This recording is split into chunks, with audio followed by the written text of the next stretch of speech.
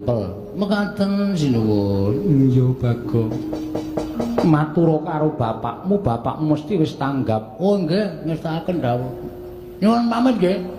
Dulurku dulur. Sing ati-ati aja kaya bocah cilik. Sampeyan tak ngerti kekuatan kula lho. Wite kekuatan apa? Mungsa Kurawa menang. Wah, aku ya weruh. Gumun aku ngatasi Bagong kok kekuatane ngedapi-dapi. Aula saniki Bagong modern. Iso ambles bumi, iso mabur. Oh iya. Enggak. Kaya ngopo? Mangmatke nek mboten pitados.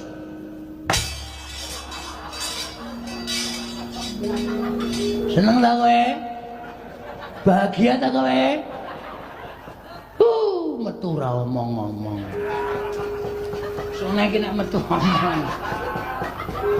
Modar. Dapusi ale Kang Putra. Wong minta slupe kok njur arep sapa-sapa arep dimuki bapakku barang arep diumuki wong bapakku wong ngerti kok arep diumuki. Mbok menawa kok wis Bagong Baliyo.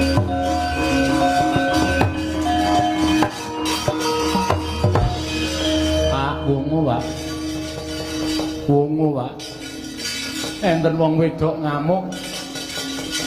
Ngendikane Sinuwun Kresna, bapak tepang, bapak tepung, wonge ngamuk ora ana sing iso menang. Nek bapak mboten wungu warang kadempel ajeng diobong, Pak. Mang wungu.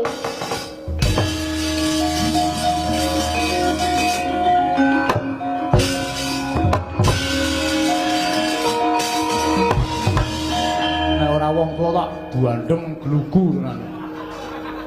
Juga ape-ape kok nyampar rai lho.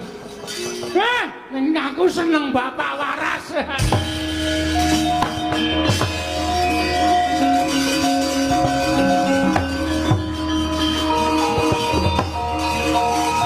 Wah!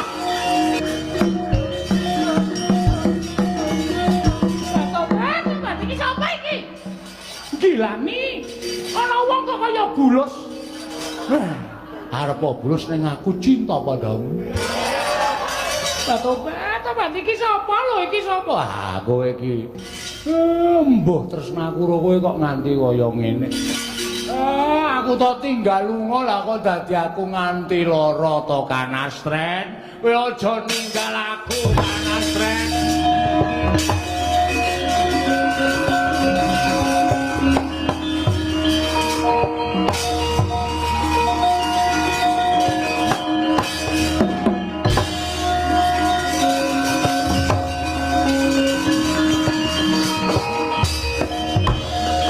Patihku Sirna Mergalayu Nalendra Pura Kencana Prabu Gudha Kesa ayo bela leganing atiku.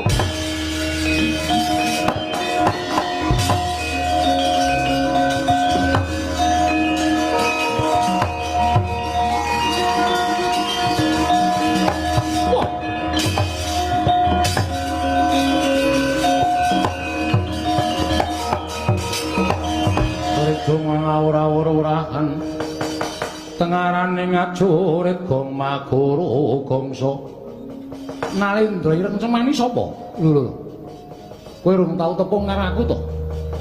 Aku rung tau tepung karo kowe. Kowe sapa? Nalendra Pura Kencana Prabu Gudha Kesa. Kok ngamuk ning Karang Kadempel? Patihku Sirna Mergalayu. Lah iya, kowe iki kok golek patih kok wong wedok iki apa kurang wong lanang? Apa pancen dumpeh kowe iki langing jagat lan curing bawana?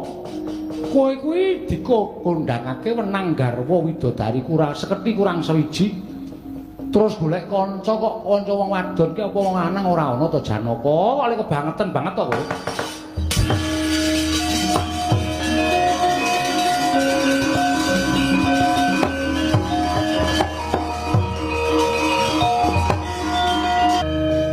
Kok lunga saka kraton nampi dawing dewa kinan rumeksa Sekar Jati Wasesa. Monggo kembang wis dipethik dening Si Abimanyu ditampa dening Kakang Semar menika kanugrahan tumraping para Pandhawa Kaka Prabu. Syukur yen to pancen kaya mengkono. Ayo Yayi kondur marang praja mesake dulur-dulurmu meninggi ngestaken dawuh Werkudara. Nggih. mlumpuk ning Karang Kadempel nanging resik ana dhisik aja nganti ana ingkang bakal munasika. Yo. Sekar Jati Wisesa. Piye? Aku ora iso nemokake nek aku njaluk pusaka telu. Sing iso nemokke Semar pusaka telu ning Karang Kadempel. Loh, tak jaluk. Aja. Tak jaluk. Bali nyang Sukalima.